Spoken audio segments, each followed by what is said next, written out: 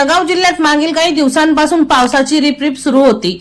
ढगाळ वातावरणामुळे तापमानात 30 अंशावर होते। मात्र या आठवड्यात पावसाने विश्रांती घेतली।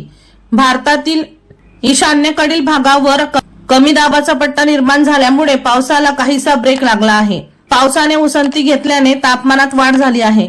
बुधवारी पारा 33 अंश सेल्सिअस वर पोहोचला होता। दरम्यान 15 ते 20 ऑगस्ट या कालावधीत ऊन सावलीच्या खेळामध्ये पुढील काही दिवस उघडीप राहण्याची शक्यता आहे। कमाल तापमान 32 ते 33 डिग्री सेल्सिअस दरम्यान राहील, तर किमान तापमान 25 ते 26 डिग्री सेल्सिअस दरम्यान राहील। हलक्या श्रावण सरी म्हणजेच अत्यंत तुरळक पावसाची शक्यता आहे। 22 ऑगस्ट पासून हवामान बदल होऊन महिन्याच्या अखेरीस पावसाचा जोर वाढण्याची शक्यता आहे। दरम्यानच्या काळात आर्द्रता 65 ते 70% पर्यंत राहील, त्यामुळे तापमान कमी असतानाही उकाडा जाणवणार आहे।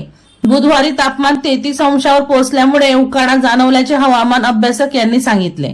वर्षा लोहार यांचा रिपोर्ट V1 लाईव्ह जळगाव।